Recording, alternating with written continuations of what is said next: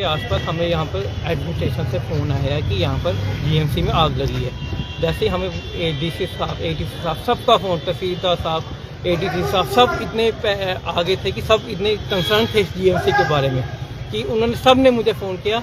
जैसे मुझे फ़ोन आया उसी सब ने पर्सनली मुझे फ़ोन किया कि यहाँ पर आग लगी है। तो आप देख सकते हो कितना कंसर्न है एडमिनिस्ट्रेशन को इस जीएमसी के लिए।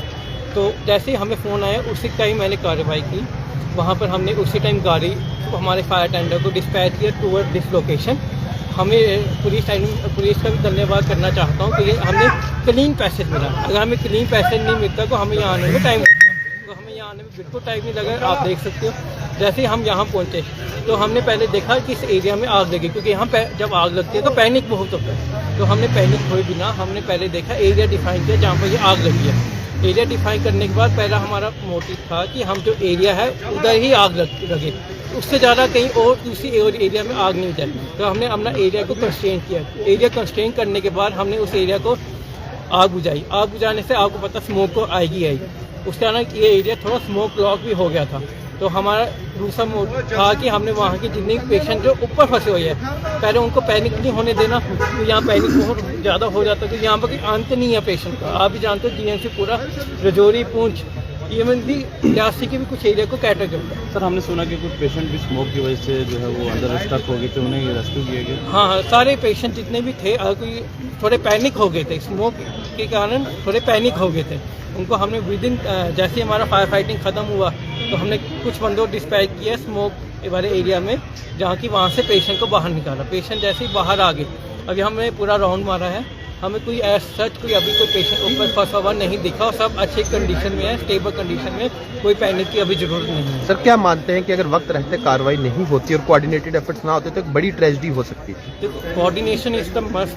किसी भी चीज़ में कोऑर्डिनेशन नहीं होगी, अगर हमें टाइम से फ़ोन नहीं आएगा तो हम कैसे कार्रवाई? तो कोऑर्डिनेशन आप देख सकते हो, हमारे रिस्पेक्टिव डीसी साहब ने मुझे फ़ोन किया सुबह, तो आप उससे देख सकते हो कितनी कोऑर्डिनेशन है। एडीसी साहब ने फ़ोन किया, एडीसी साहब ने भी मुझे फ़ोन किया, तहसीलदार साहब ने मुझे फ़ोन किया, सबका मुझे इंडिविजुअली फ़ोन आया कि सब हमारे जीएमसी के लिए हमारी प्राइड है जीएमसी। तो जीएमसी के लिए इतने कंसर्न है सबके साथ कि सब ने मुझे फ़ोन किया और हमने कार्रवाई, आप कहने की जरूरत नहीं, आप खुद भी देख सकते हो कि किसने। अब आप बताओ कि हमारी कार्रवाई कैसे थी, ये आपके ऊपर। जी सर, एक मिनट पहले अपना नाम से स्टार्ट करना। जी सर, मैं हवलदार मकबूल हुसैन, हेडक्वार्टर ड्यूटी है मेरी सर। जॉइंट अपने असिस्टेंट डायरेक्टर कमांडर जोरी पुंछ को मैसेज मिला तो उन्होंने हमें कन्वे किया और हम विदिन 3 मिनट यहाँ हॉस्पिटल में पहुँचे। जाए वारदात जहाँ आग लगी थी, फर्स्ट फ्लोर में आग लगी थी। हम शीशे तोड़ने के बाद हम अंदर एंटर हुए और एंटर होने के बाद हमने आग पर काबू पाया। और उसके बाद जो असिस्टेंट कमांडर जोरी पुंछ हैं वो खुद कमांड कर रहे थे।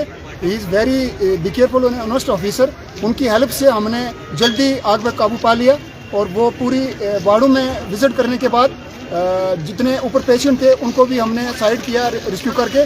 और उसके बाद अब पूरी तरह से आग जो है वो काबू में है और हालात जो हैं वो साजगार हैं। Thank you very much.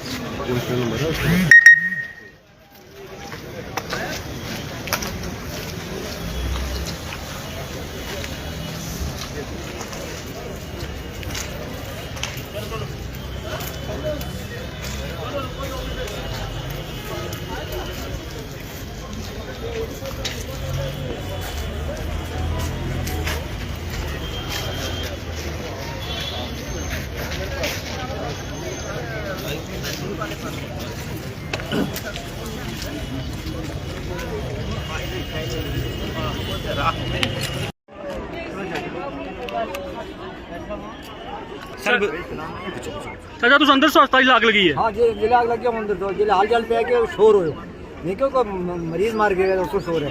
जनाब बेड बाहर कटो रो लियो इतना बाहर बड़ी हाल चाल पे है कि बेशुमार जनाब को दुनिया के हेठ ऊपर हुई है, बेशुमार बड़ी तंगी देखी है बहुत सख्त। तम क्या एडमिट है अंदर अस्पताल? एडमिट में लत टूटी हुई है। अच्छा डीओ डॉक्टर को ले आंदा, उसमें सब लोग की बड़ी परेशानी हुई है और बड़ी मुसीबत गुजरी है, बड़ी मारावरी को ले आने बड़ी ये हालात को कहते हैं और तरह रोज आने बहुत मुसीबत हुई है। तो हूँ तम के बाहर कटे अस्पताल के बाहर कटे।